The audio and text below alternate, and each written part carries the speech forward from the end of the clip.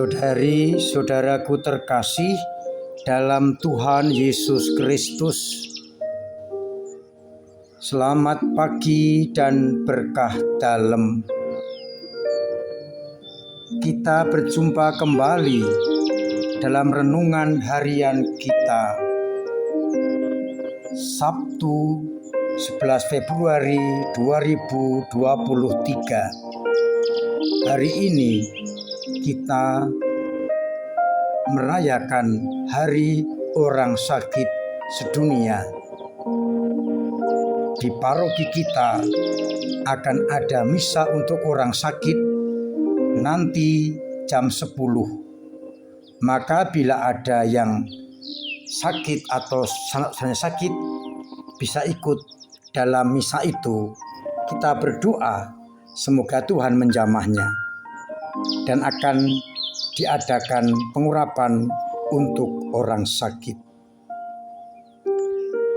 Bacaan hari ini yang kita pakai sebagai dasar permenungan dikutip dari kitab Kejadian bab 3 ayat 9 sampai 24. Melanjutkan bacaan yang kemarin, bagaimana manusia diusir dari Taman Eden karena melanggar perintah Tuhan, yakni makan buah yang dilarang.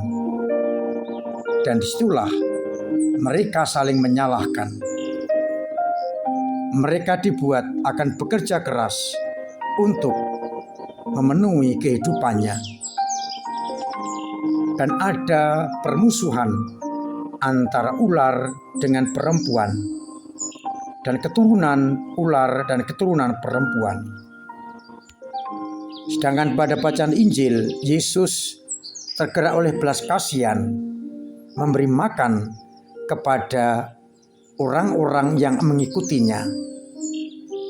Dan dengan demikian mereka tidak akan kelaparan dan mendapatkan kesempatan untuk terus mengikuti Yesus Kristus. Saudari-saudaraku terkasih dalam Kristus, menarik untuk menyimak bacaan yang pertama dan kemudian nanti kita hubungkan dengan bacaan Injil. Manusia yang jatuh ke dalam dosa, dan ketika mereka ditanyai oleh Allah, apa yang terjadi? Mereka tidak gentle. Mereka tidak bertanggung jawab. Mereka melempar tanggung jawab kepada orang lain. Ketika manusia atau Adam ditanya oleh Yesus, apakah engkau makan buah yang aku larang? Maka Adam menjawab, perempuan yang kau tempatkan di sisiku, dialah yang memberikan buah itu kepadaku, lalu aku makan. Lalu Tuhan menanyai perempuan, apa yang kau lakukan? Jawab perempuan itu, ular itu yang memperdaya aku, lalu ku makan buah itu. Manusia yang pertama, Adam dan Hawa, ketika melanggar perintah Tuhan, tidak berani bertanggung jawab. Mereka saling melempar tanggung jawab kepada yang lain.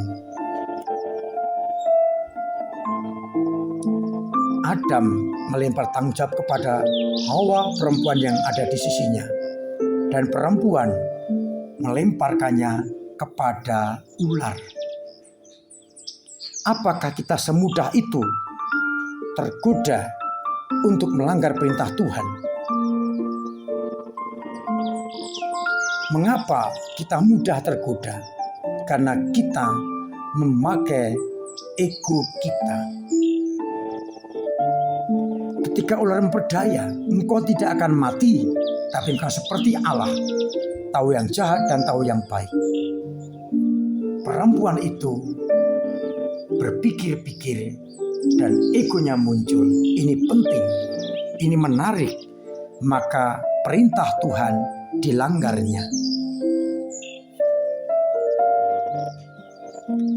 Dan ketika perempuan memberikannya kepada suaminya, pada manusia, dan manusia melihat ketika perempuan makan tidak mati, egonya muncul. Aku tidak mati, tapi aku akan seperti Allah. Ia dikuasai oleh egoisme, hawa nafsu, keinginan kedagingan, maka ia melanggar perintah Tuhan. Tuhan dikalahkan dengan ego, kedagingan, hawa nafsu. Akhirnya perintah Tuhan dilanggarnya. Dan ketika telah melanggar, mereka tidak berani bertanggung jawab. Mereka saling melemparkan tanggung jawab itu seorang akan yang lain. Harapannya mereka bebas, lepas dari tanggung jawab itu. Tapi mereka akhirnya menanggung penderitaan akibat dari pelanggaran terhadap kehendak Allah. Ular akan merayap dengan perutnya dan kepalanya akan diremukkan oleh perempuan dan keturunannya. Keturunannya akan bersusah payah dalam melahirkan. Dan manusia akan bersusah payah dalam mencari nafkah, mengolah tanah. Saudari-saudaraku terkasih, egoisme, hawa nafsu, kedagingan akhirnya membawa malapetaka. Dari bacaan yang pertama, banyak hal yang bisa kita renungkan. Tapi kita melihat dulu bacaan Injil. Bagaimana dengan Yesus? Ia yang melihat banyak orang mengikuti dia kelaparan. Ia tidak melempar tanggung jawab, tapi ia justru memberikan yang terbaik untuk mereka karena belas kasihan. Artinya, ia tidak melempar tanggung jawab kepada para murid, tapi ia mencoba memenuhi apa yang mereka butuhkan, dan itu tanggung jawabnya. Maka ia menggandakan roti agar mereka makan sampai kenyang. Kita melihat bagaimana perbedaan sikap Yesus dan manusia pertama. Adam, manusia lama kita tinggalkan. Kita memakai Yesus Adam yang baru, yang penuh tanggung jawab, yang perhatian pada orang lain, yang penuh dengan belas kasih. Caranya adalah meninggalkan egoisme dan mencoba mencari kehendak Allah. Yesus datang ke tengah-tengah kita untuk benar-benar bertanggung jawab atas keselamatan umat manusia.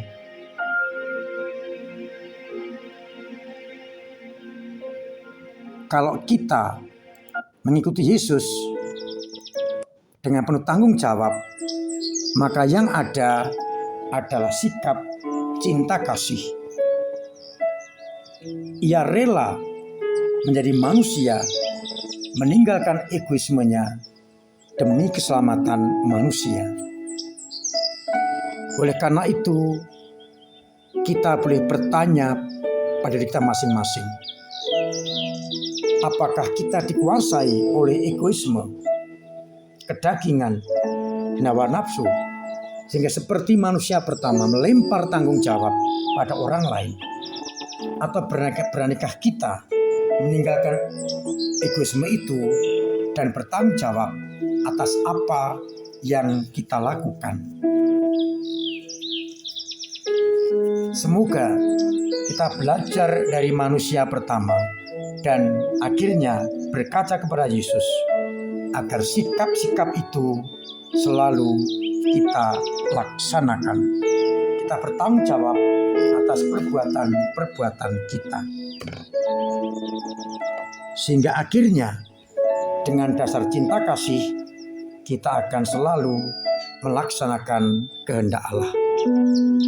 Tuhan memberkati kita sekalian. Amin.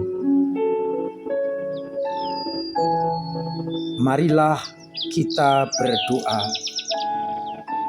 Bapa yang penuh kasih, kami bersyukur atas sabda-Mu yang mengingatkan kepada kami agar kami berani meninggalkan egoisme, kedagingan, hawa nafsu, sehingga kami mampu untuk tetap berani bertanggung jawab atas hidup dan karya-karya kami. Semoga kami mampu seperti Yesus, dengan belas kasih-Nya, dengan cintanya, tetap bertanggung jawab demi keselamatan banyak orang. Berikanlah semangat rendah hati kepada kami, agar mampu mengandalkan Engkau di atas segala-galanya. Bantulah umat kami yang sakit, agar Engkau menyembuhkannya, terutama dalam misa orang sakit. Engkau menjamah mereka, dan mereka mengalami kasih karunia-Mu. Mereka yang punya beban berat, ringankanlah. Yang punya persoalan, uraikan. Dan yang kesulitan ekonomi, Engkau bantu, agar akhirnya mereka tetap mengalami kasih sayang-Mu, dan gerakkan banyak orang untuk ikut bertanggung jawab atas semuanya itu. Dan semoga Engkau senantiasa melimpahkan berkat atas kami semua, Bapa dan Putra dan Roh Kudus. Amin. Saudara-saudaraku terkasih, tetap saya ingatkan, saya wajibkan untuk menjaga kesehatan dengan poster kedua, pola hidup sehat, makanan bergizi, patuhi protokol kesehatan, cuci tangan, pakai masker, pakai sanitizer, jauhi kerumunan, dan benar-benar selektif untuk mendatangi tempat-tempat keramaian, agar kita benar-benar terbebas dari segala mara bahaya, khususnya virus corona. Saya ingatkan kembali, nanti jam 10 ada perayaan Ekaris untuk orang sakit. Panjenengan yang sakit atau punya andetolan, kenalan keluarga yang sakit, silahkan datang agar mereka mendapatkan kekuatan dan dijamah Tuhan sehingga disembuhkan. Akan juga diadakan pengurapan untuk orang sakit sebagai kekuatan mereka. Biarlah Tuhan sendiri yang menjamah mereka, campur tangan, dan akhirnya menguatkan mereka. Siapapun boleh datang. Paroki sekitar yang mau datang dipersilahkan. Kita dukung dengan doa-doa kita agar yang sakit mendapatkan kesembuhan. Saya ucapkan terima kasih kepada panjenengan yang peduli dan bertanggung jawab kepada gereja, baik untuk pelayanan-pelayanan maupun untuk pembangunan. Kita dukung terus dengan kolekte-kolekte kita, kolekte pembangunan, sumbangan pembangunan, transfer pembangunan, yang hari-hari ini sudah memasuki finishing. Mudah-mudahan bulan depan kita sudah menyelesaikannya, sehingga Paskah bisa kita pakai. Saya juga mengingatkan panjenengan semua yang mempunyai daun palma kering yang dipakai pada Rabu Abu tahun yang lalu, bisa dibawa ke gereja yang akan dibakar untuk dijadikan abu yang dipakai pada hari Rabu Abu nanti. Mulai nanti silakan panjenengan membawa daun palma ke gereja di tempat ada kotak untuk mengumpulkan daun-daun palma. Akhirnya saya mengajak kita semua terlibat dalam hidup menggereja dengan cara kita masing-masing. Doa, tenaga, dan dana. Semoga kita semua senantiasa mendapatkan limpah kasih Tuhan dan berkat-Nya yang sungguh tercurah atas kita. Selamat pagi, selamat merenungkan, salam sehat, Tuhan memberkati.